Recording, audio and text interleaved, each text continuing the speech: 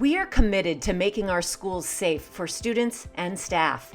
To ensure that you know what to do when there is an emergency at your child's school, please review these procedures and follow them carefully. Talk to your child about the importance of following instructions in the event of an emergency. First, make sure that the school has the most recent emergency contact information for your child. If there are any changes, inform the school immediately. Include alternate phone numbers for you, your family, and any friends whom you've authorized as your backup. In the event of an emergency, you may be contacted by either a phone call, a text message, an email, or any combination of these. Updated information may also be on the district webpage. Get the correct information and avoid listening to rumors.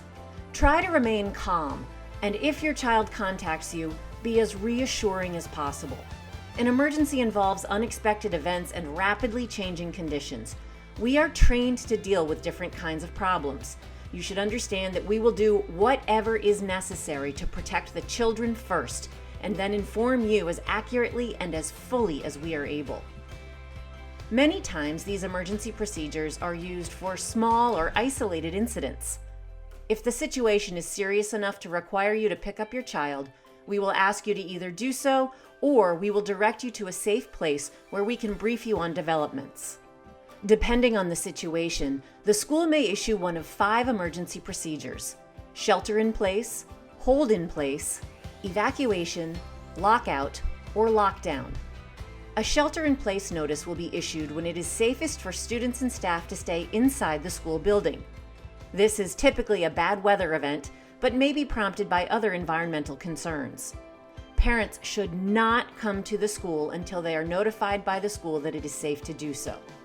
A hold-in-place order will be issued when staff are dealing with a short-term, localized occurrence when the hallways need to be cleared, such as with a medical emergency, or even something as simple as a spill in a hallway.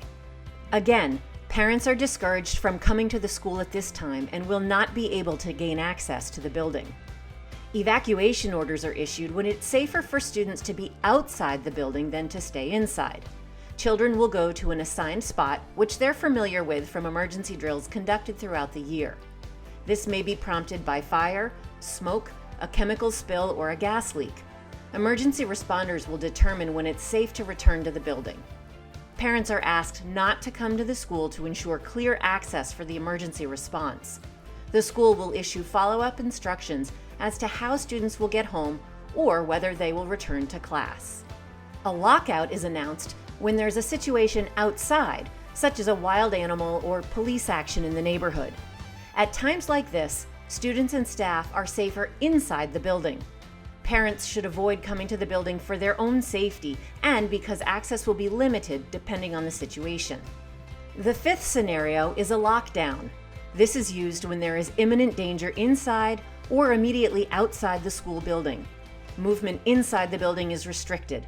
Under no circumstances should parents come to the school until notified by the district to do so. It's also very important to limit communications with your child, as the use of their cell phone could put them in danger. Parents will be reunited with their children off-site according to instructions from the district. In all these circumstances, the district will determine if a reunification site is needed and inform you of the location. Please do not go to the building unless instructed to do so. It is also important that you bring photo ID and note that only people listed as your child's emergency contacts will be allowed to pick him or her up. While we all hope that none of these procedures ever have to be invoked, it is important that you're familiar with these protocols and that you follow them carefully. Thank you.